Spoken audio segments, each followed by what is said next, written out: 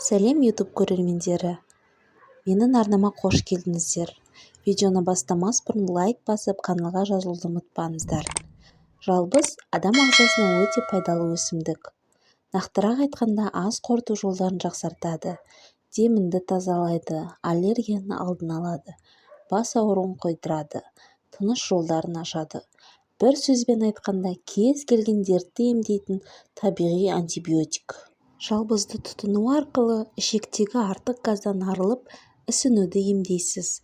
Оның құрамындағы заттар ас қорыту жүйесінің бұлшықеттерін босаңсытуға көмектесіп, ауырсынуды жеңілдетеді, әрі ішектің тегіс бұлшықеттері белсенді түрде жиырылуын тоқтатады.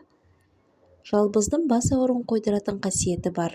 Өсімдіктің құрамында қан ағымын арттыратын ментол бар. Сонымен қатар салқындық сезімін береді. Байқасаңыз, жалбызды тіс пастасына, ауыз шаятын сұйықтыққа, сағызға дәмдеуіш ретінде қосады. Оның жағымды хош иісі ауыз қуысындағы микробтардың жойылуына ықпал етеді. Нәтижесінде деміңіз тазарып, ауыздан жағымсыз иіс шықпайды. Жалбыздың бактерияға, вирусқа және қабынуға қарсы күресетін керемет әсері бар. Сондықтан ЖРВИ, суық тию және синусит аурулары мазалағанда дереу жалбыз қосылған шай ішіңіз. Жалбыз жалпы суықпен күресетін супер дәрі.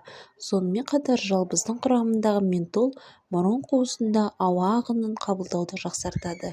Жалбыз шаршағанды басады. Шаршау сіздің өмір сүру салтыңызға кері әсер етеді. Шаршаған адамның күні бойы жұмысқа құлшынысы болмайды. Бұл дерттен құтылғыңыз келсе, таңертең жалбыз қосылған шай ішуді әдетке айналдырыңыз.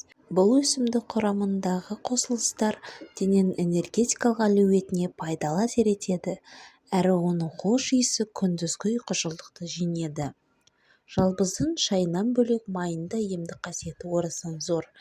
Мәселен, бактерияға қарсы әсері бар екендігі ғылыми түрде анықталған.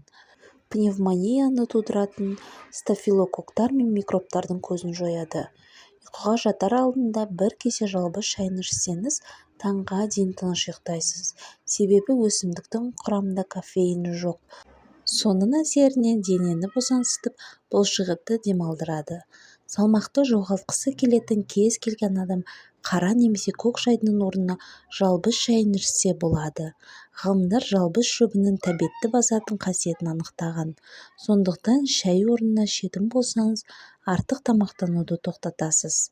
Жалбыздың химиялық формуласында аллергия белгілерін азайтатын розмарин қышқылы бар. Егер көзіңіз қышып, мұрныңыздан су ағып, аллергиялық жөтел мазаласа, онда бір шыны жалбыз қосылған шай ішіңіз. Сонда аллергияны айтарлықтай жеңесіз. Зерттеушілер жалбыздың хош иісті майы есте сақтау қабілетін жақсартады деген тұжырым жасайды. Басқа эфир майымен салыстырғанда, бұл өсімдік жұмысқа жақсы көңіл бөлуге көмектеседі екен. Көңіл күйіңізді көтеру үшін жалбызды пайдалансаңыз болады. Бұл тамаша сусынды ыстық және салқын күйінде іше аласыз.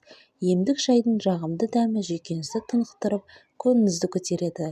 Жалбыз шайының жасалу жолы: термосқа 2 стакан қайнаған су құйыңыз.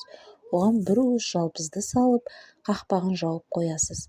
Шамамен 5 минуттан соң емдік шайды сүзіп алып, кез келген уақытта шай ретінде іше аласыз. Шайды мейлінше тамақтан соң ішіңіз. Сонда жеп ішкен тамағыңызды қорытылып, асқазан жолдарын жеңілдетеді. Таңертең ішсеңіз, күні бойы бойыңызда қуатыңыз тасып жүреді.